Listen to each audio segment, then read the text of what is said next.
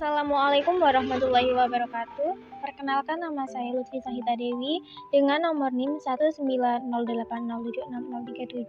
dari kelas pendidikan kimia 5B.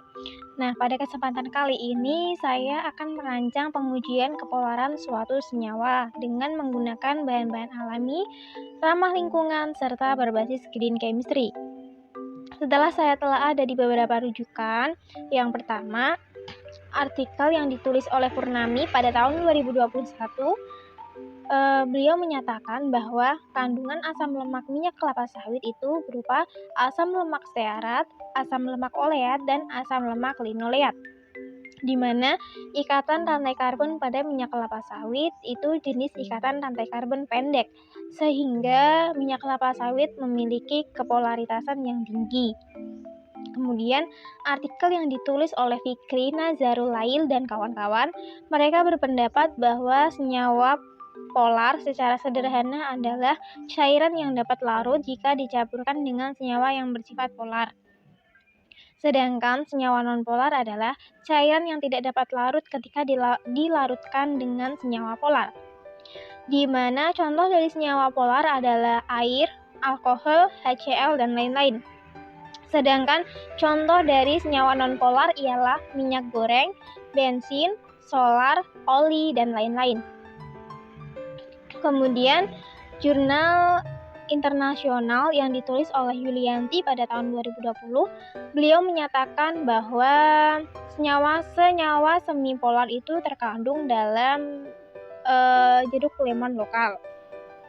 Lalu penelitian yang dilakukan oleh Niputu Eka dan kawan-kawan, mereka mendapatkan hasil bahwa madu kele itu mengandung senyawa fitokimia, yaitu saponin, fenol, flavonoid, dan steroid, di mana kandungan tersebut ialah kandungan yang bersifat polar. Lalu artikel yang ditulis oleh Anita Dipuspitasari, ia menjelaskan bahwa jeruk manis mengandung senyawa kimia yaitu flavonoid, di mana flavonoid ini merupakan golongan terbesar senyawa fenol alam. Nah, flavonoid merupakan senyawa polar karena mempunyai sejumlah gugus hidroksil, sehingga akan larut jika dilarutkan dengan pelarut polar seperti air. Lalu jurnal yang ditulis oleh Joaquin, ia berpendapat bahwa senyawa polar yang aman dan kompleks itu terdapat pada air. Lalu diambil juga hipotesis dari jurnal Veronica Lambanit, ia berpendapat bahwa lebah madu memiliki magnetoreseptor sensitif polaritas. Lalu jurnal yang ditulis oleh Titri Saritranti dan kawan-kawannya, mereka menyebutkan bahwa semakin lama waktu penggorengan, maka minyak akan terdegradasi dan menyebabkan komponen minyak naik dan bertambah kepolaritasannya.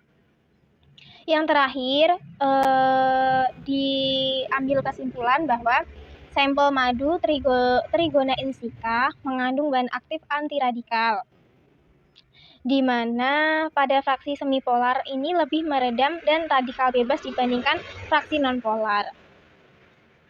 Sehingga pada madu Trigona indica banyak mengandung metabolit sekunder yang cenderung bersifat semipolar atau polar. Setelah saya menelaah dari beberapa rujukan tersebut, saya akan menggunakan alat percobaannya, yaitu gelas plastik, penggaris plastik, dan paku. Sedangkan bahan yang akan saya gunakan adalah air jeruk, madu yang telah dilarutkan dengan air, dan oli, serta minyak goreng. Assalamualaikum warahmatullahi wabarakatuh. Kembali lagi bersama saya Lutfi Sahita Dewi. Pada kesempatan kali ini atau video kali ini, saya akan menjelaskan tentang cara kerja uji coba kepolaran suatu senyawa. Bagaimana cara kerjanya? Ikuti videonya sampai akhir ya. Nah, sebelum kita memulai cara kerja uji kepolaran suatu senyawa, alangkah baiknya kita perkenalan terlebih dahulu untuk alat dan bahan yang akan digunakan. Nah, untuk saat ini bahan yang saya gunakan yaitu yang pertama ada oli, ini oli bekas saja ya. Kemudian ada juga minyak goreng, lalu larutan madu, dan yang terakhir ada air mineral. Kemudian alat yang digunakan untuk uji coba kali ini yang pertama ada wadah, yaitu berfungsi untuk menampung bahan yang telah kita uji cobakan. Kemudian menggunakan botol plastik yang telah dibelah menjadi dua. Kemudian tutupnya kita lubangi sedikit seperti itu. Lalu ada juga batang kayu kecil dan ada juga penggaris plastik.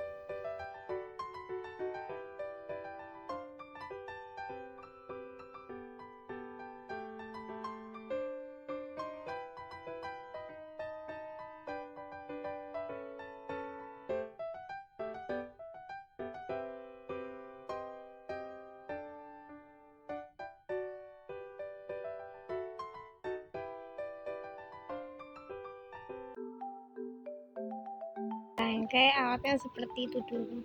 Nah, jadi si botol plastiknya tadi yang udah dibelah menjadi dua diambil di bagian yang terkena tutupnya, lalu disambungkan dengan batang kayu kecil seperti itu. Nah, batang kayu kecil itu untuk menyangga si botol plastik dan ditutup. Botolnya itu diberi lubang kecil agar air atau larutan itu dapat keluar dari botol tersebut. Kemudian di bawahnya diberi tempat atau wadah. Nah, itu berfungsi untuk menampung larutan yang telah diuji cobakan.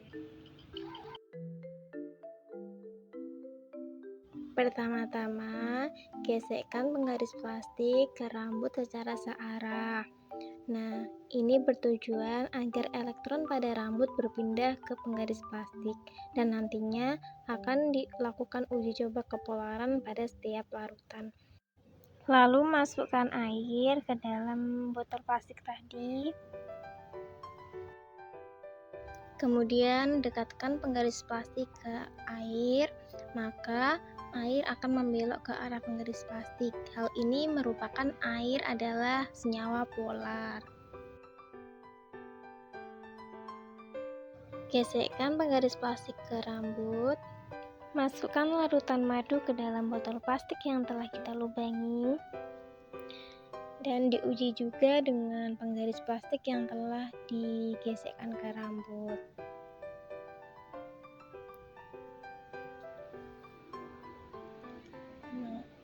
Setelah diamati, ternyata larutan madu tidak membelok ke arah penggaris.